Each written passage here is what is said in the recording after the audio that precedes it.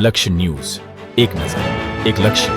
ભાભરમાં તસ્કરો ફરી ત્રાટક્યા. 3 મકાનોના તાળા તોડ્યા. શિયાળાની પોષ મહિનાની કડકડતી ઠંડીમાં ભાભર વિસ્તારમાં તસ્કરો તરખાટ મચાવી રહ્યા છે.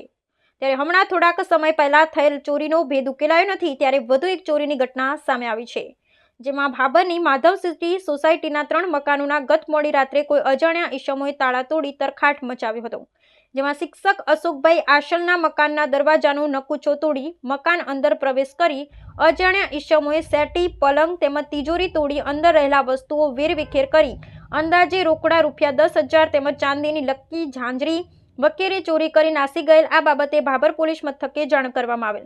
અત્રે ઉલ્લેખનીય છે કે આ માધવ સિટી સોસાયટી અયોધ્યાનગર સોસાયટીમાં વારંવાર ચોરીઓ થઈ રહી છે, છતાં પોલીસ તંત્ર ઘોર નિંદ્રામાં હોવાનું જણાઈ રહ્યું છે. પોલીસ ચોરીઓનો ભેદ ઉકેલવામાં નિષ્ફળ રહી છે. આ સોસાયટીમાં MP, MLA સહિત પોલીસ કર્મીઓ પણ આ સોસાયટીમાં રહેતા હોવા છતાં વારંવાર તસ્કરો સોસાયટીને ટાર્ગેટ કરતા હોવાથી રહીશોમાં ફફડાટ ફેલાઈ જવા પામ્યો છે અને ભાભર નગરજનોમાં ભાભર પોલીસનું નાઇટ પેટ્રોલિંગ વધારવામાં આવે એવી લોકમાંગ ઉઠવા પામી છે. બ્યુરો રિપોર્ટ ગોપાલ કે પૂજારા, ભાભર, બનાસકાંઠા.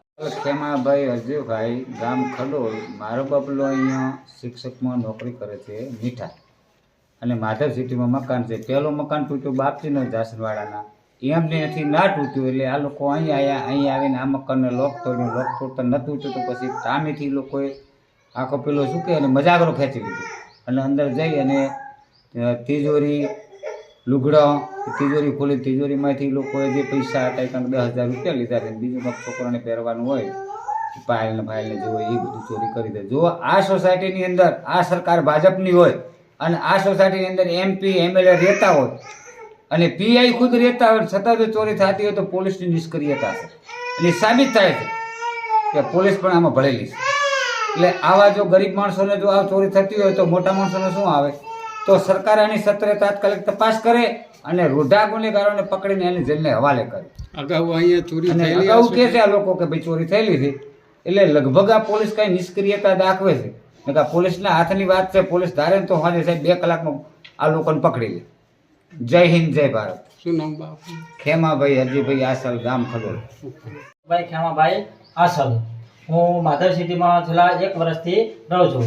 આજે રાત્રે મારા ઘરે રાત્રે 3 અને 3 થી 3:30 વચ્ચે તાળો તોડીને ચોરી થયેલી છે. કેટલી રકમ લઈ ગયા? શું રકમની અંદર 10,000 રોકડા અને થોડુંક છોકરાને ચાંદી ને એવું પડ્યું હતું, એ બધું લઈ ગયા છે. આ સોસાયટીની અંદર MLA, MP, પોલીસ બધા રહેવા છતાં આ સોસાયટીની અંદર ચોરીના બનાવો અવારનવાર બનતા આવે છે.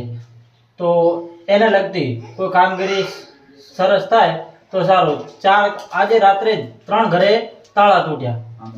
એક સામેના મકાને ત્યાં ડબલ લોકો એટલે થયું ને, પછી મારા ઘરે તૂટ્યું. અને રાત્રે 3 થી 3:30 વચ્ચે બનાવ બને. તે 4 વાગે બારે રાત્રે ઘરેથી પણ અહીંયા આવવું પડ્યું. જો ઘર મૂકીને અમે જતા હોય ને આવી ચોરી થતી હોય તો ઘરે એકલું મૂકીને જવું કઈ રીતે? એટલે આની અંદર કોઈ ઘટતી કાર્યવાહી થાય એવું છે. અગાઉ કોઈ ચોરી થયેલી આ વિસ્તારમાં? અગાઉ આ 1-2 વખત ચોરી થયેલી છે.